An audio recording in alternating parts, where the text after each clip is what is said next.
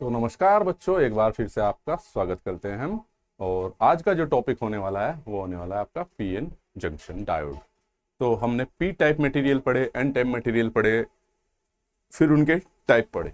ठीक है, किसी भी आप आगे जाके अगर चाहे ट्रांजिस्टर पढ़िए या फिर आप आगे जाके मॉसफेट पढ़िए या जितनी भी चीज़ें इलेक्ट्रॉनिक डिवाइस पढ़ेंगे आप, चाहे वो इस बेसिक इलेक्ट्रॉनिक्स में हो या पावर इलेक्ट्रॉनिक्स में हो, ये एक बेसिक टर्म्स है किसी भी एलिमेंट को स्टडी करने के लिए।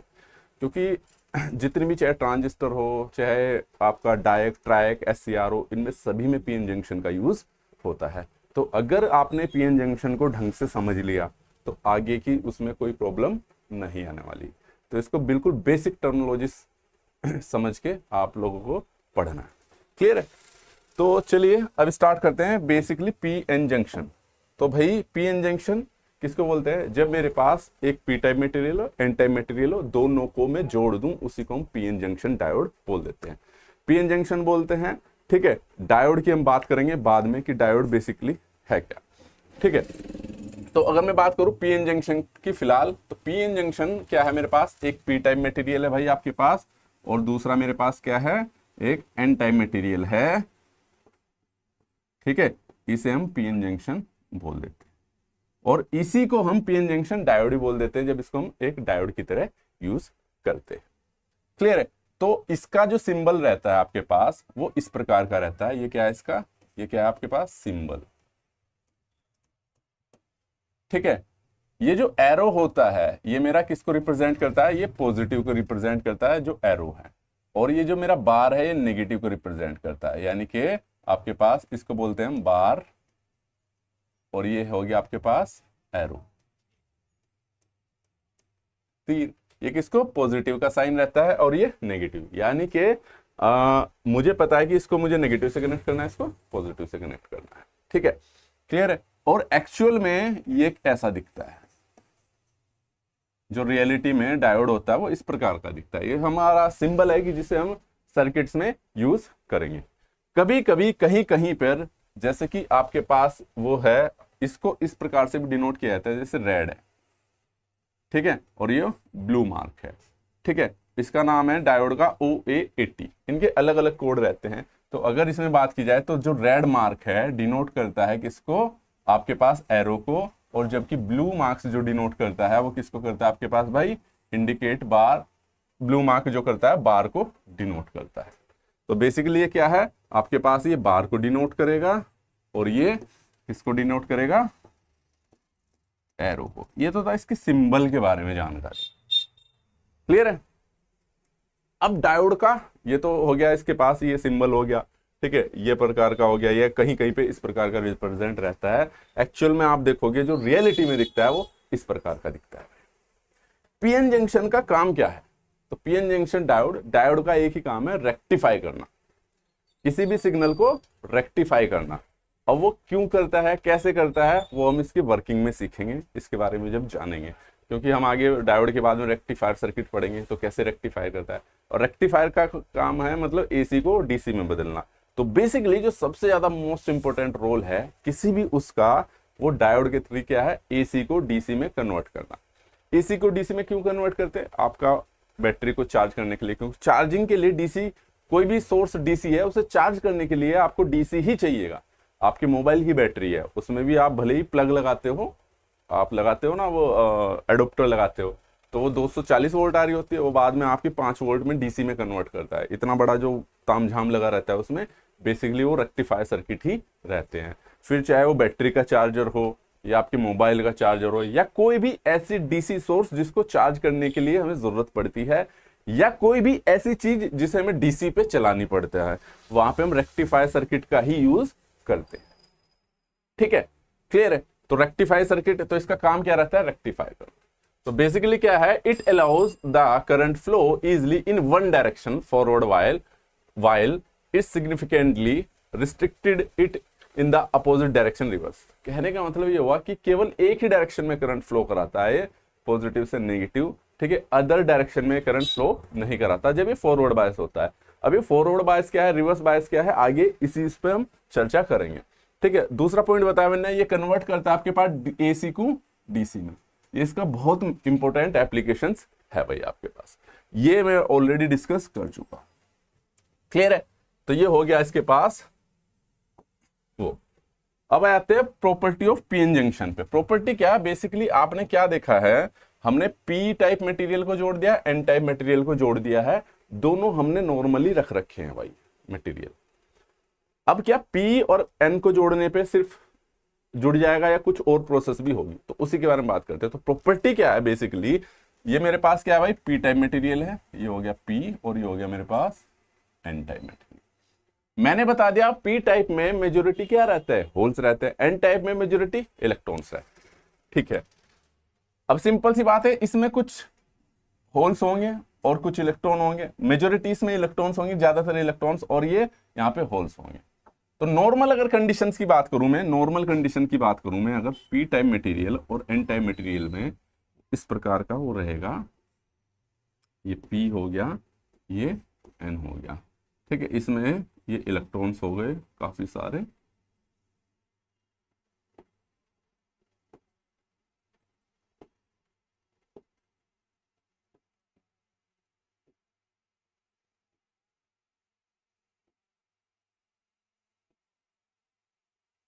ठीक है भाई, और ये इसमें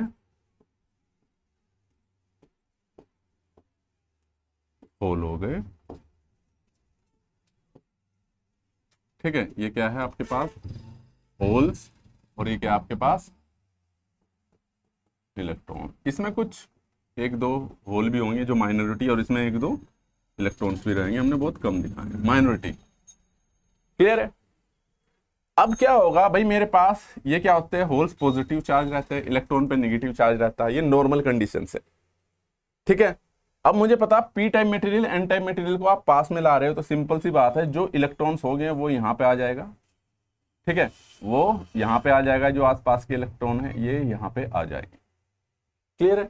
अब जब कोई इलेक्ट्रॉन्स क्या अपनी जगह छोड़ता है, तो नेगेटिव चार्ज अब वहां पे क्या क्रिएट हो जाता है आपके पास, वो पॉजिटिव चार्ज क्रिएट हो जाता है, होल्स क्रिएट हो जाता है। तो दैट मीन्स यहाँ पे सब पे क्या हो जाएगा, पॉजिटिव, और यहाँ पे जब ये होल्स था, यहाँ पे इलेक्ट्रॉन आ गया, तो ये सब चीजें क्या हो जाएंगी आपके पास, ये आ जाएगी आपके पास नेगेटिव। क्लियर है?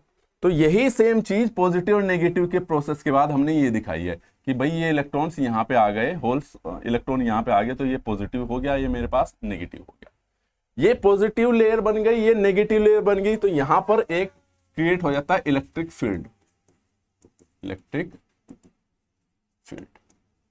ठीक है, अब ये इलेक्ट्रिक फील्ड क्या करता है, इलेक्ट्रिक फील्ड होने के कारण इधर के इलेक्ट्रॉन इधर नहीं जा पाते। अगर ये आता है इलेक्ट्रिक फील्ड की डायरेक्शन, अगर डायरेक्शन पूछे, ये मेरे पास पॉजिटिव से नेगेटिव रहती है भाई, पॉजिटिव से क्या रहती है, नेगेटिव। क्लियर है? ये क्या है, अब इधर के जो इलेक्ट्रॉन्स हैं वो इधर नहीं जा पाते, इधर के होल्स इधर नहीं हो पाते, यानी कि इनमें रिकॉम्बिनेशन नहीं हो पाता है। और मैं बता दूं, जब इलेक्ट्रॉन्स और होल का रिकॉम्बिनेशन रहता है, इसे हम डिफ्यूजन होना भी बोलते हैं, डिफ्यूज होना बेसिकली। ठीक है, और इस तरीके से जो करंट भी फ्लो हो रही है, क्योंकि इलेक्ट्रॉन का मूवमेंट हो रहा है, इसे डिफ्यूजन करंट भी बोलते हैं। क्लियर है? अब क्या होगा यहां पर भाई, यहां पर अब ये इधर नहीं आ पा रहे, इधर नहीं आ पा रहे, तो एक लेयर बन गई है। ये क्या बन गई, ये बन गई एक लेयर। तो इसी को क्या नाम बोल देते हैं हम, डिप्लीशन लेयर। तो डिप्लीशन लेयर के कारण ये क्या है, ये इधर इलेक्ट्रिक फील्ड होने के कारण ये इधर नहीं जा पाते, इधर नहीं जा पाते, तो बेसिकली इसमें क्या रहते हैं, इमोबाइल आयन रहते हैं। इमोबाइल आयन का मतलब बिना मूव करने वाले। मोबाइल फोन को मोबाइल क्यों बोलते हैं, मोबाइल का मतलब है कोई किसी चीज के अंदर मोबिलिटी है, यानी कि मूवमेंट है, इसलिए उसको मोबाइल बोलते हैं। लैंडलाइन को तो मोबाइल नहीं बोलते ना, उसे लेके कहीं भी यानी कि इधर उधर जा सकता है। तो जब ये नहीं जा पाएंगे, तो ये इस लेयर में, डिप्लीशन लेयर में लिख भी दूं, डिप्लीशन लेयर, ठीक है, डिप्लीशन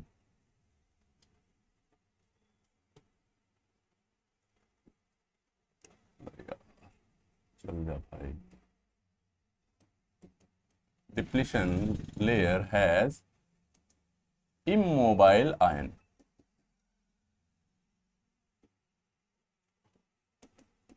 ये पूछता है डिप्लीशन लेयर में जो चार्ज कैरियर होते हैं, आयंस होते हैं, वो मोबाइल होते हैं, इमोबाइल यानी कि बिना मूव करने वाले रहते हैं।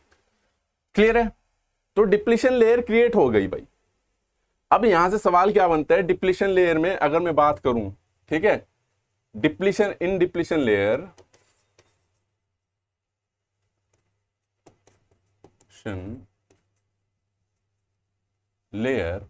ठीक है। अब देखो भाई, डिप्लीशन लेयर में लिख दिया मैंने, इन डिप्लीशन लेयर, वो तो वहां लिख ही दिया मैंने वैसे, हैज इमोबाइल आयन।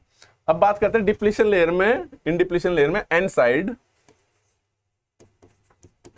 में क्या रहता है आपके पास भाई, पॉजिटिव, यानी कि जो जो ये लेयर्स रहती है पॉजिटिव रहती है, और पी साइड में यह आता है कि किस तरह की पोलरिटी रहती है डिप्लीशन लेयर में, पी साइड में क्या रहता है मेरे पास, नेगेटिव।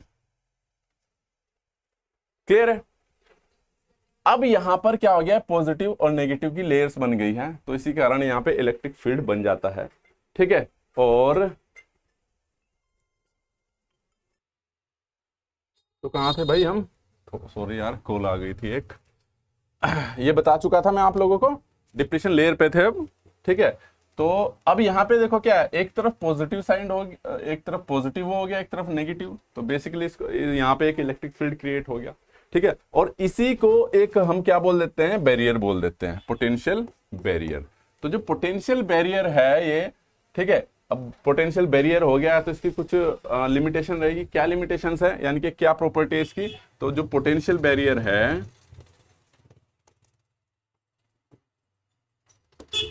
ठीक है, अगर ये डायोड, अगर ये पीएन जंक्शन, ठीक है, किसका है, जर्मेनियम का, तो ये रहेगा आपके पास 0.3 वोल्ट, और अगर सिलिकॉन का है, ठीक है, तो ये रहेगा 0.07 वोल्ट। ये बहुत इंपॉर्टेंट है, ये आता है कि यहां पे कितने वोल्ट का पोटेंशियल बैरियर होता है, ठीक है। तो 0.3 वोल्ट और 0.7 वोल्ट, सिलिकॉन के केस में 0.7 वोल्ट। कहने का मतलब जब भी मैं इससे करंट पास कराऊंगा, अभी देखेंगे हम, ठीक है, तो मुझे यहाँ पे 0.3 वोल्ट और 0.7 वोल्ट से ज्यादा वोल्टेज देनी पड़ेगी, depend on the type of diode. Clear है भाई। तो ये डिप्लीशन लेयर का केस था। अब बात करते हैं इसके हम क्या, बाइसिंग की। ये क्या था, हमने ये अगर मैं बात करूं ये वाला, ठीक है, ये विदाउट बाइसिंग, ये जो प्रॉपर्टी चेक की हमने कि इसके बिना, विदाउट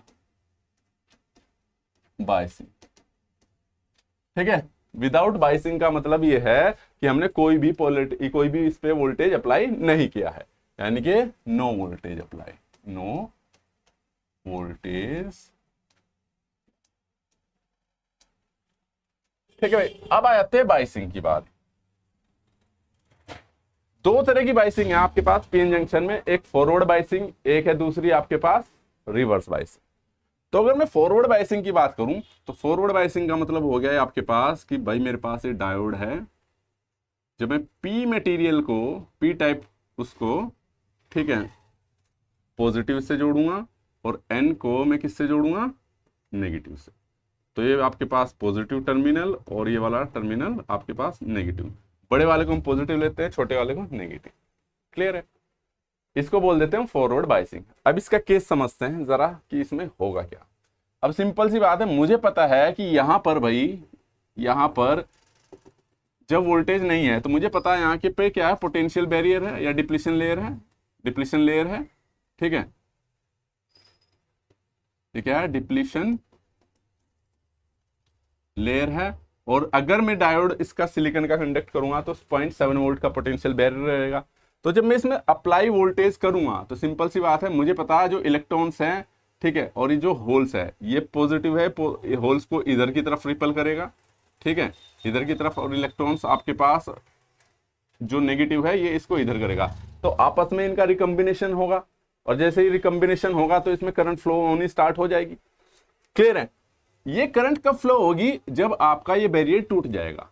और ये बैरियर कब टूटेगा, ये बैरियर आपका तब टूटेगा जब इसकी वोल्टेज आपकी 0.7 वोल्ट से अधिक हो जाएगी। करंट फ्लो होने का मतलब सिंपल सी बात है, आपके पास क्या है, पोटेंशियल बैरियर टूटने से। तो यही इसने कैरेक्टरिस्टिक दिखा रखी। ये यहाँ पे इन्होंने अलग अलग, जैसे कि यहां से दिखा दिया इन्होंने ये वाली कैरेक्टरिस्टिक, ठीक है। ये इन्होंने नॉर्मली किसी भी डायोड के लिए, हम जर्मेनियम की ले रहे, तो जर्मेनियम की कैरेक्टरिस्टिक किस प्रकार की आएगी, यहां पे आके करंट फ्लो होनी स्टार्ट हो जाएगी, ये अरे ठीक है, ये जर्मेनियम की, तो 0.3 वोल्ट पे इस पे करंट, और ये 0.5 है, तो हम यहाँ पे 0.7 अपनी तरफ से ले रहे हैं। तो अगर ये कैरेक्टरिस्टिक इसकी इस प्रकार की आएगी तो 0.7 वोल्ट की सिलिकॉन की इस पे, ठीक है, तो 0.7 वोल्ट, कोई दिक्कत यहां तक? तो इस प्रकार की कैरेक्टरिस्टिक रहेगी, यानी कि 1.7 वोल्ट पे होते इसमें करंट बहुत तेजी से फ्लो होगी। जर्मेनियम का होगा तो 0.3 पे, क्योंकि इतनी वोल्ट के बाद आपका ये क्या है, बैरियर टूट जाएगा। ठीक है, इधर इलेक्ट्रॉन्स है, इलेक्ट्रॉन नेगेटिव को रिपल करेंगे, ये होल्स को आपस में रिकम्बिनेशन होगा, तो मूवमेंट हो रहा है इलेक्ट्रॉन्स का बेसिकली। क्लियर है? ठीक है, अब मैं बता दूं आपके पास भाई, दो सवाल बनते हैं कि अगर डायोड के अंदर की बात करें हम, भाई होल्स है, इलेक्ट्रॉन्स है, सिंपल सी बात है, ये इलेक्ट्रॉन्स होल्स की जगह लेंगे तो वो अपने आप में होल्स छूट जाएंगे। तो कहने का मतलब जो इलेक्ट्रॉन्स का मूवमेंट होगा वो इस साइड होगा। क्लियर है? इलेक्ट्रॉन्स किधर से किधर जा रहे हैं, इधर जा रहे हैं इलेक्ट्रॉन्स। ठीक है, और जो होल क्रिएट हो रहे हैं, इलेक्ट्रॉन जो होल छोड़ रहे हैं, तो बेसिकली क्या है, ये इलेक्ट्रॉन यहाँ होल हो गया, फिर इस इलेक्ट्रॉन ने यहाँ आया तो यहाँ होल हो गया। ठीक है, और जो ये होल्स हैं इधर जा, तो होल्स का जो मूवमेंट रहेगा वो इधर रहेगा। तो अगर पूछता है वो डायोड के अंदर करंट किसके वजह से फ्लो होते हैं, तो इलेक्ट्रॉन्स और होल दोनों के कारण। तो ठीक है, लिख लो इन डायोड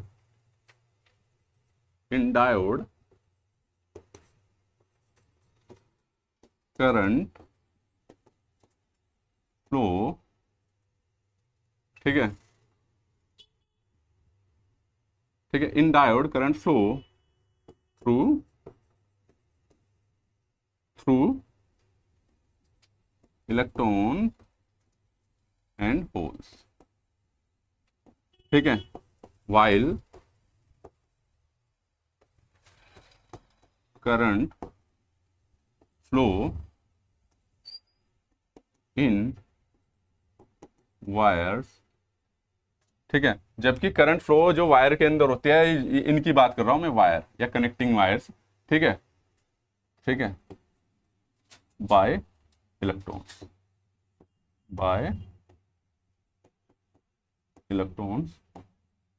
ओनली। ठीक है, ये सवाल आता है आपके पास कि होल्स जो डायोड है उसमें करंट किसके द्वारा फ्लो होती है, तो इलेक्ट्रॉन होल्स दोनों के कारण, जबकि वायर्स में आपके इलेक्ट्रॉन्स के कारण ही फ्लो होती है। आई बात समझ में भाई? अब सवाल ये आता है, अब देखो 2-3 पॉइंट्स और बनते हैं यहाँ पे, ये पता चलेगा आपके पास। मुझे पता है कि यहाँ पे जैसे मैं 0.7 वोल्ट इस वोल्टेज को दूंगा, इसमें करंट फ्लो होनी स्टार्ट हो जाएगी। तो जो फॉरवर्ड बायस है, तो फॉरवर्ड बायस में करंट मेरी फ्लो होती है। क्लियर है? फॉरवर्ड बायस में आपकी करंट फ्लो होती है बहुत तेजी से, कितने, लेकिन कुछ लिमिटेशंस के साथ। मैंने बताया ना कि शुरू में बता रहा था कि मैं डायोड में ऐसा क्या है कि ये लीनियर नहीं होता है। तो देखो यहाँ पे क्या है, आप वोल्टेज बढ़ा रहे हैं, यहां से यहां तक वोल्टेज बढ़ा रहे हो, बट कोई करंट फ्लो नहीं हो रही है। ठीक है, आप कहोगे सर ये हल्की सी तो हो रही, तो होती है ये वाली करंट भी, लेकिन ये होती है ड्यू टू माइनॉरिटी चार्ज करिए, due to minority charge carriers. ठीक है, जो P और N में माइनॉरिटी चार्ज करियर्स होते हैं उनके कारण ये फ्लो होती है। ये बहुत कम होती है, माइक्रो एम्पियर में होती है करंट की अगर बात की जाए तो। क्लियर है भाई? तो ये क्या हो गया आपके पास ये। अब बारी आती है कि अगर मैं फॉरवर्ड रेजिस्टेंस की बात करूं, करंट इजीली पास हो जा रही है, तो इसका जो फॉरवर्ड रेजिस्टेंस रहता है, यानी कि आगे भी बात करेंगे, हमने आगे पॉइंट बना रखे हैं, यानी कि फॉरवर्ड बायसिंग में जो रेजिस्टेंस ऑफर हो रहा है उसे हम फॉरवर्ड रेजिस्टेंस कहते हैं, और जो इसका फॉरवर्ड रेजिस्टेंस है बहुत कम रहता है।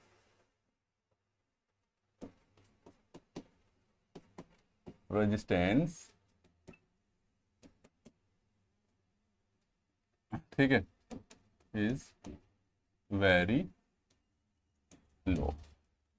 ठीक है, ये होगी इसकी फॉरवर्ड बायसिंग। क्लियर है? ये कैरेक्टरिस्टिक इसकी VI कैरेक्टरिस्टिक का मतलब ये मेरे पास फॉरवर्ड वोल्टेज है और ये आपके पास फॉरवर्ड करंट है, ये रिवर्स वोल्टेज है, ये रिवर्स करंट। क्लियर है? तो अभी तक केवल हमने इस सेक्शन की बात की है। क्लियर है? और इसने बता भी रखा है पोटेंशियल बैरियर को दिखा रहा है। तो यहाँ पे जर्मेनियम में 0.3 वोल्ट दिखाएगा और सिलिकॉन में 0.7 वोल्ट। इस चीज को ध्यान रखना भाई। एक चीज मैं और बता दूं आपको, इस चीज में कंफ्यूज मत होना। कभी कभी वो पूछता है कि पोटेंशियल बैरियर सिलिकॉन के केस में और जर्मेनियम के केस में किस प्रकार का होता है। ठीक है, तो आप बता दोगे 0.7 वोल्ट, 0.3 वोल्ट। लेकिन कहां था ये, कभी कभी वो यहां पर ना ये भी पूछ लेता है, ये तो था पोटेंशियल बैरियर, कभी कभी वो एनर्जी रिक्वायर्ड भी पूछ लेता है या एनर्जी बैंड गैप।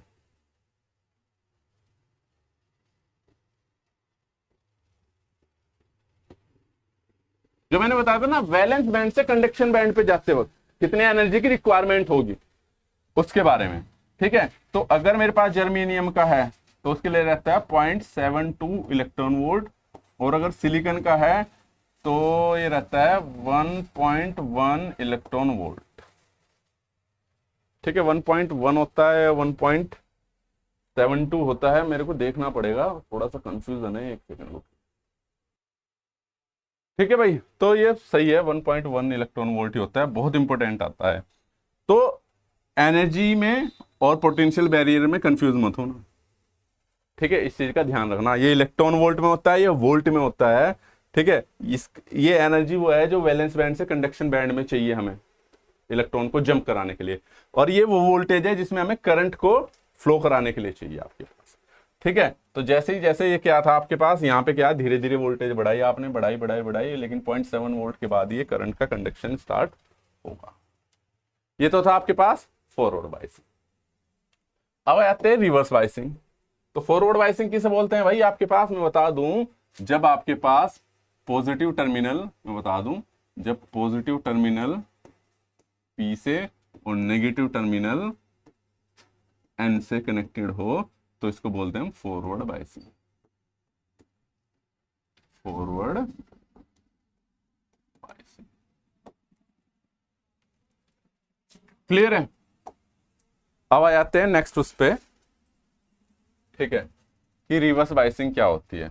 और रिवर्स बाइसिंग का मतलब क्या है भाई, आपके पास सिंपल सी बात है, जब P टर्मिनल को मैं नेगेटिव से और N टर्मिनल को मैं पॉजिटिव से कनेक्ट करता हूं तो ये रिवर्स बाइसिंग कहलाती। ठीक है, अब इस केस में क्या होगा, सिंपल सी बात है, ये P है, ये N है। ठीक है, इसको मैंने किससे, नेगेटिव से कनेक्ट किया, और इसको इससे। N में मेरे पास इलेक्ट्रॉन्स रहते हैं भाई,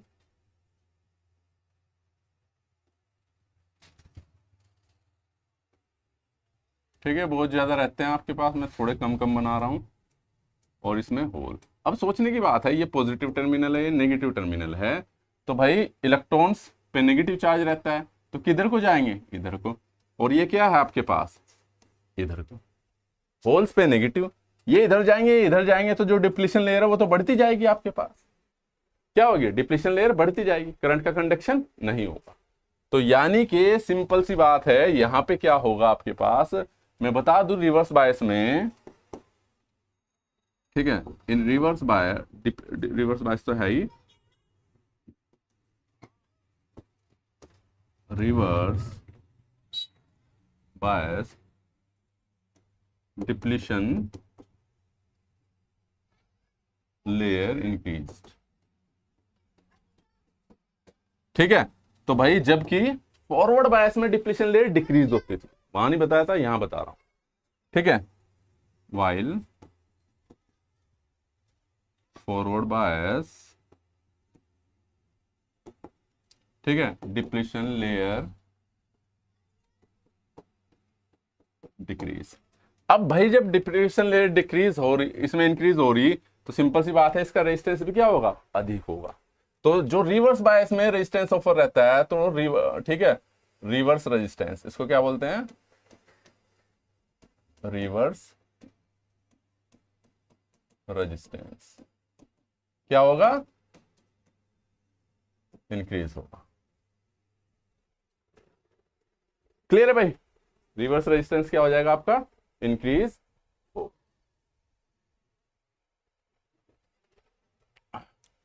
तो यहां से क्या होगा आपके पास, अब देखो रिवर्स बायस में हम जब वोल्टेज बढ़ाते हैं, कि वोल्टेज बढ़ा रहे, तो इस पॉइंट पे आके इसमें बहुत तेजी से करंट फ्लो होती है। ठीक है, अब सिंपल सी बात है, जब रिवर्स बायस में मेरे पास क्या हो गया, करंट बहुत तेजी से फ्लो होती है और इस पे इसी जिस पे करंट बहुत तेजी से फ्लो होती है इसी को हम बोलते हैं ब्रेक डाउन वोल्टेज। क्या बोलते हैं? Breakdown voltage. तो कभी भी जिस वोल्टेज पे इसका ब्रेक डाउन हो जाएगा और इस पे आपका डायोड जल भी जाता है, खराब भी हो जाता है। क्लियर है? तो इसलिए जो रिवर्स बायस की वोल्टेज है हमेशा ब्रेकडाउन वोल्टेज से कम ही रखनी चाहिए। ठीक है, इसको क्या रखना चाहिए? कम ही रखनी चाहिए। जिस वोल्टेज पर, ठीक है, यहीं से मैं बता दूं आपको, ये चीज आगे भी आएगी, हम कैरेक्टरिस्टिक में पढ़ेंगे। अब मुझे पता है, यानी कि इसको किससे डिनोट करते हैं? वीआर से, यानी कि रिवर्स वोल्टेज। तो रिवर्स वोल्टेज की वैल्यू हमेशा ब्रेकडाउन वोल्टेज से कम रखनी चाहिए। क्लियर है भाई? ठीक है, तो अब क्या था इसमें कि ब्रेकडाउन वोल्टेज हो गया, ठीक है, और ये रिवर्स ब्रेकडाउन वोल्टेज। आमतौर पर मैं बता दूं, इसी वोल्टेज से, यानी कि बिना डैमेज हुए, अब सिंपल सी बात है, मान लो भाई 5 वोल्ट पे मेरी वोल्टेज का ब्रेकडाउन हो जा रहा है, डायोड का ब्रेकडाउन हो जा रहा है, तो डायोड जल जाएगा। लेकिन 5 से कम वोल्टेज पे आपका 5.4.9 पे मान लो आपका डायोड बिना जले बिना डैमेज हुए काम कर रहा है, तो उसको बोलता हूं पीक इनवर्स वोल्टेज। क्या बोलता हूं? Peak inverse voltage. आगे भी आएगा, वो लिखा हुआ है डेफिनेशंस में ना, ठीक है, तो मैं यहां नहीं लिख रहा हूं उसको। क्लियर है? तो यहां से क्या पॉइंट्स बनते हैं भाई, वो पॉइंट्स बता दे रहा हूं। रिवर्स बायस में क्योंकि इधर अब डिप्लीशन लेयर इंक्रीज होगी, क्योंकि ये इधर जाएंगे, डिप्लीशन लेयर बढ़ती चल जाएगी, इसलिए इसका रेजिस्टेंस भी क्या होगा? इंक्रीज होगा। तो कंक्लूजन कहने की बात यह है, तो इसमें कंडक्शन नहीं होता। जब कंडक्शन होता है तब ये जल चुका होता है। तो केवल डायोड आपके पास करंट किस डायरेक्शन में फ्लो करता है? फॉरवर्ड बायस में, यानी कि करंट का कंडक्शन केवल इसी उसमें होता है, रिवर्स बायस में नहीं होता है। क्लियर है? ठीक है भाई, तो मैं लिख सकता हूं इसमें, ठीक है।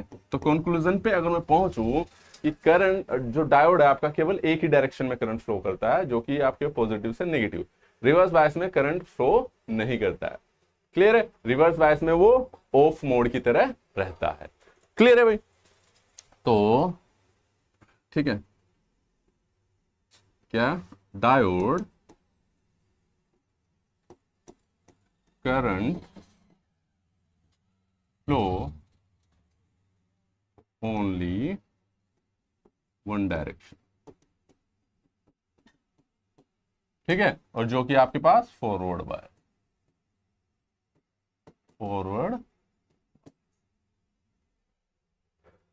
क्लियर है भाई? ठीक है, अब इसकी इंपॉर्टेंट टर्म्स जिसके हम बात कर रहे हैं, ठीक है, ये इंपॉर्टेंट टर्म्स हम अगली क्लास में करेंगे। वीडियो पसंद आया हो तो चैनल को सब्सक्राइब और लाइक जरूर कीजिएगा, साथ में बेल आइकन को भी ऑन कर लीजिए ताकि जरूरी इंफॉर्मेशन आपको मिलती रहे। मैं बता दूं कि जितने भी आपके लेक्चर है यूट्यूब पर, मान लो रेजिस्टेंस के 2 लेक्चर है, तो कंप्लीट लेक्चर आपको एप्लीकेशन पर मिलेंगे। इसी प्रकार से चाहे थ्योरम हो चाहे एसी सर्किट हो, आगे जितने भी टॉपिक हम करेंगे या हो चुके हैं उनके कंप्लीट लेक्चर आपको एप्लीकेशन पर ही मिलेंगे।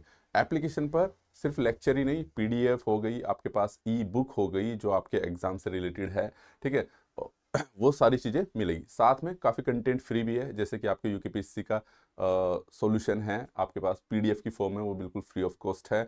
और भी बहुत सारे एग्जाम के पेपर हैं जो धीरे धीरे अपलोड कर दिए जाएंगे। तो इसलिए एप्लीकेशन को ज़रूर डाउनलोड कर लीजिएगा, क्योंकि ज़्यादातर जो कंटेंट है आपको वहाँ पे एक सुटेबल फॉर्मेट में मिल जाता है। टेलीग्राम में क्या है, आपके पास खो जाता है, मान लो मैं डाल दूँ तो आज की पीडीएफ कहीं और खो गई, तो वहाँ पर हमेशा आपके पास अवेलेबल रहेगा। जब आपको ओल्ड पेपर देखने तो ओल्ड पेपर में जाके देख सकते हो, टेस्ट सीरीज देखनी टेस्ट सीरीज में, बुक देखनी बुक में, और वीडियो लेक्चर देखने तो वीडियो लेक्चर वाले कोर्स में जाके देख सकते हो। नीचे एप्लीकेशन का लिंक दे रखा है, तो आप उसको डाउनलोड कर लीजिए, साथ में टेलीग्राम चैनल को भी ज्वाइन कर लीजिए, और आप व्हाट्सएप ग्रुप पे भी ऐड हो सकते हो। ठीक है, तो कहने का मतलब है ज़रूरी जानकारी आपको उन्हीं ग्रुप के माध्यम से दी जाएगी, और जितनी भी अपडेट होगी सब ग्रुप के माध्यम से दी जाएगी। इसलिए कंप्लीट कोर्स के लिए आप एप्लीकेशन पर जाकर एनरोल हो सकते हो।